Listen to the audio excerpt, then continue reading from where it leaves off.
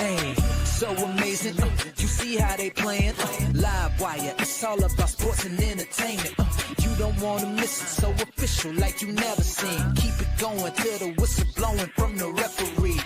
Everything from highlights and stats. You know that we gotta run it back, whether on the field or the court. You know that this is where it's at. Subscribe, no delaying. This is Live Wire, sports and entertainment. Let's go. All right, what's good, everyone? Welcome to a morning edition of Livewire Sports Media. So, I want to talk about Angry Bird Scott Agness. Now, Scott Agness took the X yesterday, put out some information about Caitlin Clark ankle injury that supposedly happened around the 7th, but with video evidence, come to find out it happened days after. There was a video of Brianna January kind of like bumping into Caitlin, and she had a reaction to it. And a lot of people at that time say, well, you know what? Caitlin Clark needs to sit down. She needs to sit down. But at the same time, that injury caused a whole lot of stir. But that's not even a kicker because it was never reported on at all. It was never reported on at all. And yesterday started a whole firestorm on X about it because the fact of the matter is, your boy, Scott Agness, who wrote an article a month ago or so talking about how the Indiana Fever makes it worse. No, the Indiana Fever fans makes it worse, or the Caitlin Clark fans make it worse on Caitlin Clark. And what this is why she gets the reaction that she gets. That pissed off a whole lot of people at that time. And Scott been getting backlash ever since because a lot of people had liked Scott Agness from last year going into this year because we thought he was very credible. We thought that his information was really solid. He was genuine, same as Chloe Peterson. And a lot of us love Chloe Peterson. But at the same time, Scott Agness took it upon himself to switch gears this year. And now that he's making it known to us fans and everybody out there that he's pretty much in it for the money. He has a business to run. So if we don't want to pay for his services and everything like that, then we can spend our money elsewhere. Well, Scott, guess what? It's your business. You run it the way you want to. But when you hide information like this, it makes it very sus. It makes you very the word I'm looking for, not credible. See, we already know your history with the Indiana Fever franchise. You've been with them ever since 2015, 16, when Kelly was there, Stephanie White was there. So you have close relationships with these people. And they can tell you what you need to put out and what you should put out. And they could have told you specifically to hide that information to a later date. How funny it was for you specifically to put this information out on the same day that the media asked Stephanie White about if Caitlin's been practicing or has she been doing anything to get prepared to come back. Oh, and by the way, when I watched your live last night, the first thing you did when somebody said, oh, Caitlin's out for the season, the first thing you did is jumped all over that person because they made that comment. That goes to show me right there that you know what's going on and that you know that Caitlin is not returning. So you want to give us this false hope, this false narrative to continue to sell these dreams that Caitlin, oh, she's going to have a chance to come back. Oh, Caitlin wants to come back this year. She's doing everything she wants to do to get herself prepared. Well, how you know if she feels that way if you haven't talked to her? If she's not making herself for the media, how do you know this? See, Scott, I'm a kind of person, I like factual information.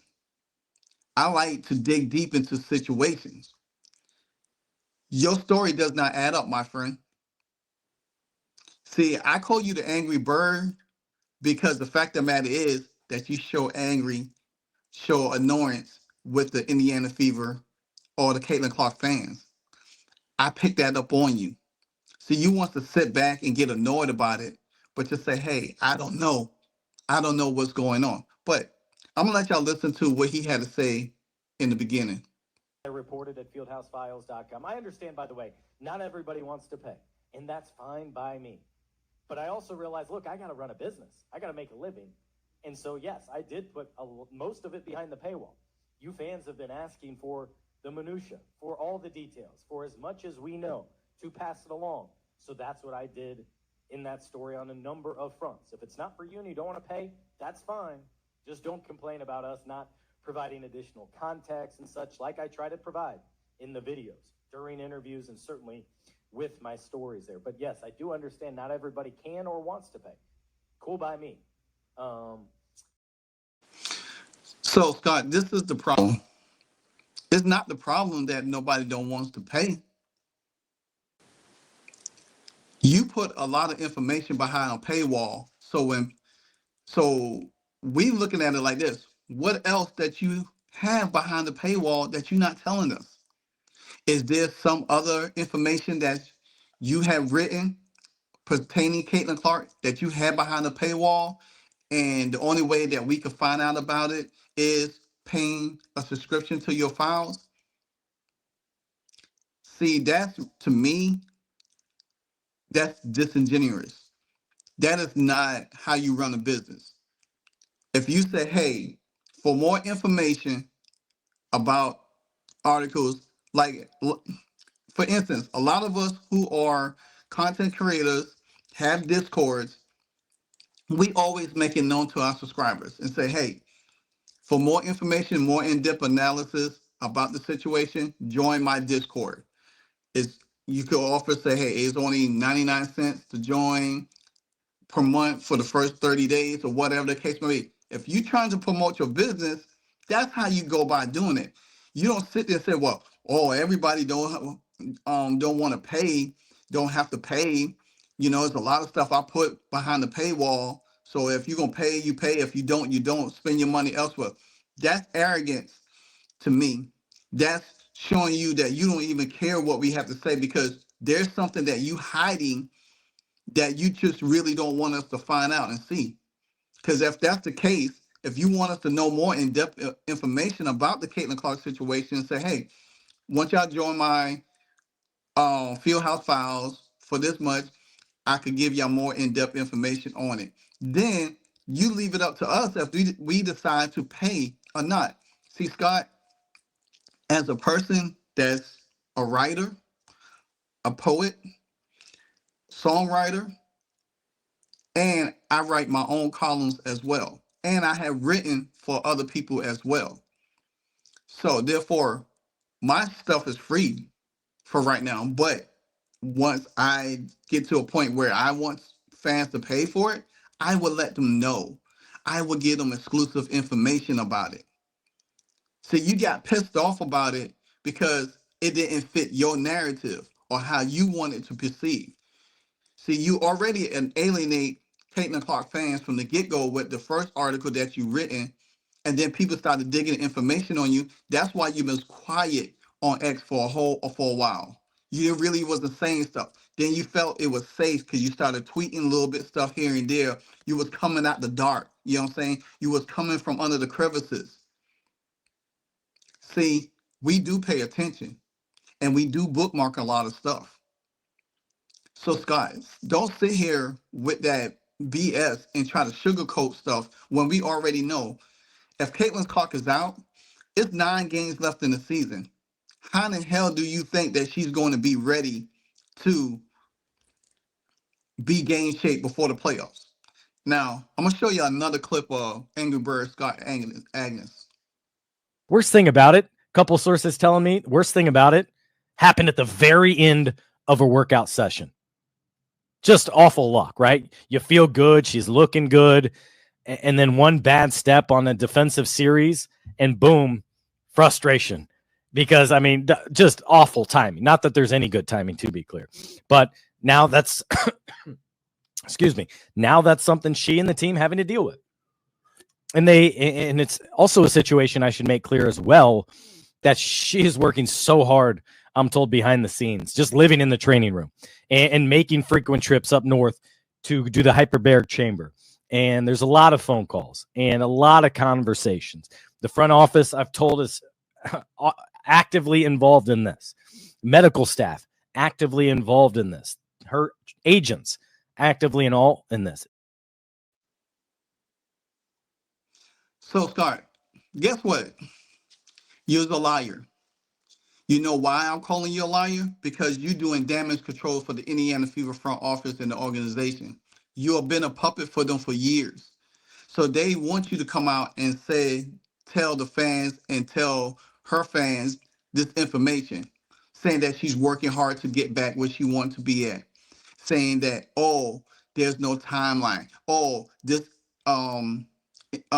accident doesn't have anything to do with her recent injury and why she's out. See, you're a puppet for them because you've been with them for so long, so they can tell you what they want you to tell. They're not going to tell Chloe Peterson. She doesn't work handy. She works for the Indy Star, but they're not going to tell her because you know why? Chloe is going to put the information out. Hell, Michelle, Melbourne, whatever her name is for ESPN, she already had said weeks ago that Caitlin Clark was supposed to be practicing a week after the one game. But nobody heard nothing. Guess what? Soon as we asked Stephanie White, them, guess what it is? Oh, she still ain't practicing yet. She's still running, trying to get conditioned. It's still day to day. It's always day to day. It's always day to day. There's no immediate prognosis on her condition when she's going to be able to um, resume normal activities to get back on the basketball court. So I'm gonna retweet, talk about this again with Chloe Peterson. She says source confirmed that to me that Caitlin Clark suffered a very mild bone bruise in her left ankle on August the 7th. First reported Scott Agness. Sources also stressed that this does not tweak the ankle, not affect her return timeline. And then she retweeted and said, ignore the typo in the second paragraph. Should really read source stresses that this tweaked ankle does not affect her return timeline. Now, why would she say in the second paragraph say sources? So that means your sources, Scott Agness, was the one to say, oh, it does not affect her return timeline. When, and additionally, it did. It did. See, Scott, you can't get mad at us because we want the information. Because you are part of the problem, my friend.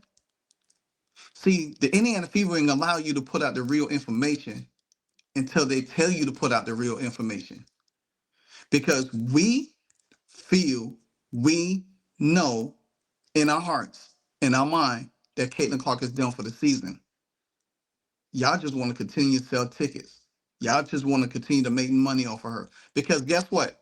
If they came out and tell you to say Caitlin Clark is out for the season, what else reporting would you be able to do on Caitlin Clark? What else? Think about that, my friend. So, lights, camera, lies. That's all I see behind the scenes for the Indiana Fever front office and you, Scott Agness. From this point, Alexa Philippou and Chloe Peterson, I'm going to take their information as golden. You, not so much, because I feel you're a puppet for them, and you're going to continue to be a puppet to talk about stuff that we already know. So when the information does come out that she's out for the season, I hope you deactivate your X account. Subscribe to the channel, Livewire Sports Media, and I'm out. Hey, so amazing. You see how they playing? Live wire, it's all about sports and entertainment.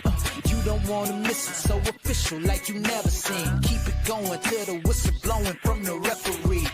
Everything from highlights and stats, you know that we gotta run it back. Whether on the field or the court, you know that this is where it's at. Subscribe, no delaying.